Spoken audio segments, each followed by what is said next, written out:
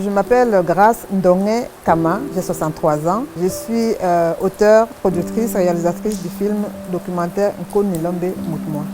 Je suis de Mangamba, Bankone, dans le Mungo, dans le littoral du Cameroun. Je suis partie du Cameroun très jeune. Pour arriver en France, j'ai effectué mes études. Ensuite, je me suis mariée naturellement. Et j'ai 4 grands garçons. Je suis issue d'une très grande fratrie, 3 frères, donc un aujourd'hui est décédé. Et j'ai 7 sœurs, dont une décédée. C'est vraiment ma première production.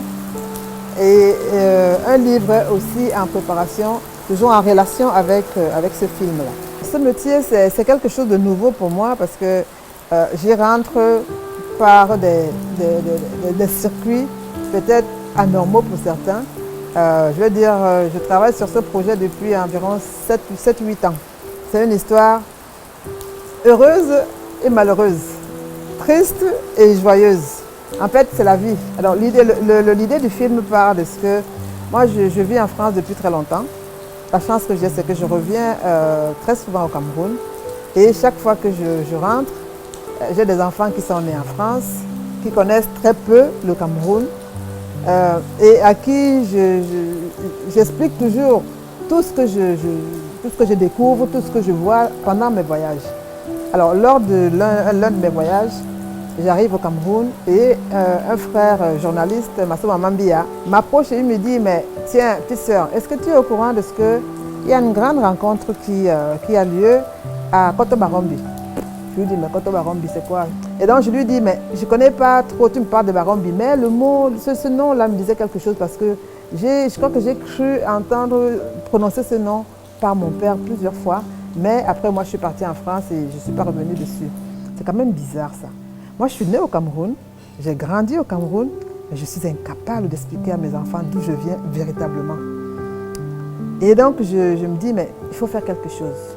L'idée donc est partie de ce que j'écrive un livre. Je commence à écrire donc le livre avec un compatriote, Alain Bidiek. Et puis un jour, je reviens, je lui dis, Alain, j'ai un problème. Je pense qu'il faut qu'on commence par un film documentaire.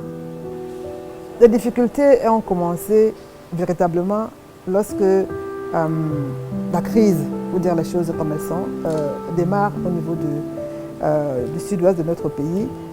Heureusement d'ailleurs pour moi que j'avais déjà eu la chance d'aller de ce côté-là, de rencontrer certains patriarches. Et alors la chose qui me fendait le cœur, c'est qu'à chaque fois que j'arrivais, on me disait, mais oh là là, il y avait un papa là, il connaissait tellement cette histoire, mais on l'a enterré il y a 2 ans.